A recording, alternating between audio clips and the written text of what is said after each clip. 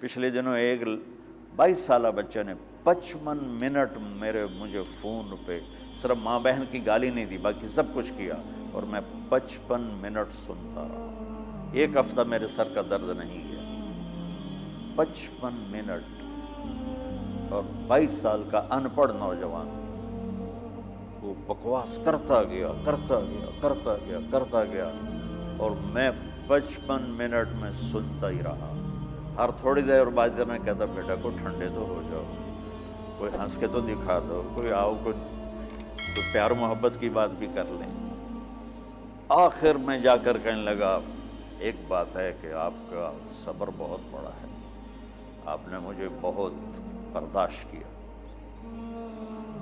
دعوت دینے میں داعی ذلیل ہوتا ہے،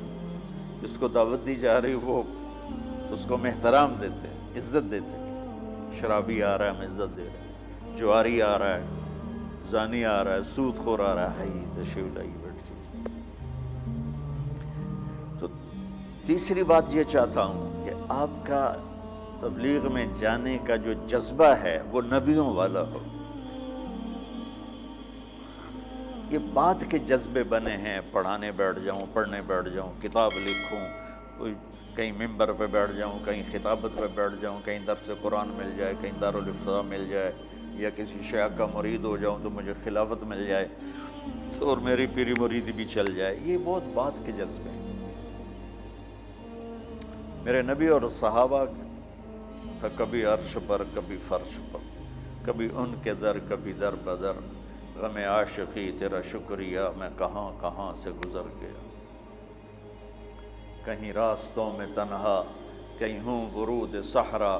میں جنوں کا ہم سفر ہوں میرا کوئی گھر نہیں ہے۔ یہ جذبہ پیدا کرنا چاہتا ہوں، کیونکہ جو کام آدمی کرنا چھوڑ دیتا ہے وہ پھر ذہنوں سے نکل جاتا ہے، پھر ایسا نکلتا ہے کہ وہ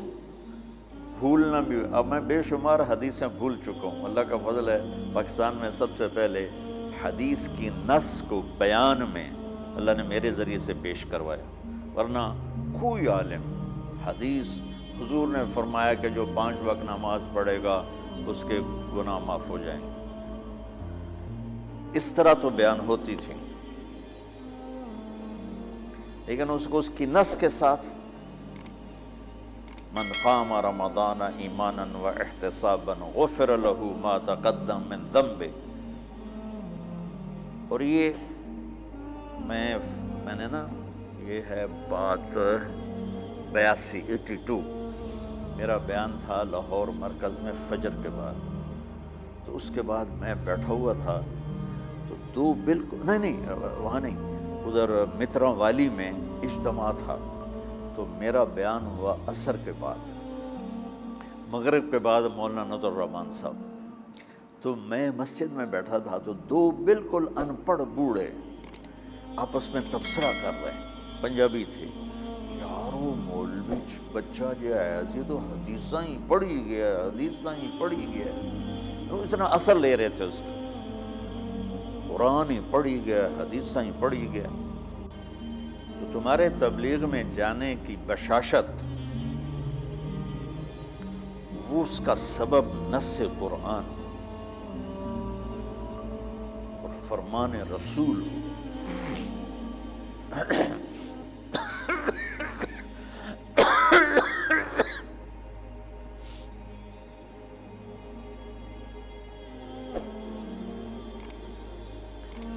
تو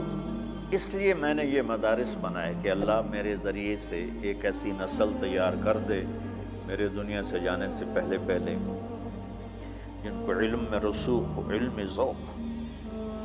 علم و باج کرے فقیری، کافر مرے دیوانہ ہو، سہ وریاں کرے عبادت گرو اللہ تو رہے بیگانہ ہو۔